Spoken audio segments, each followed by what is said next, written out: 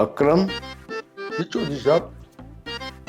कभी तुमने सोचा कि जब पॉपकॉर्न को तवे पे बनाते हैं तो ये उछलता क्यों है?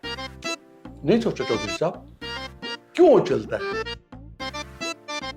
तो ये किसी दिन तुम तवे पे बैठ के तजुर्बा करके मुझे बताना।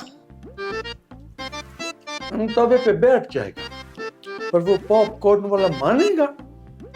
वो इसके भी पैसे मांगेगा। है?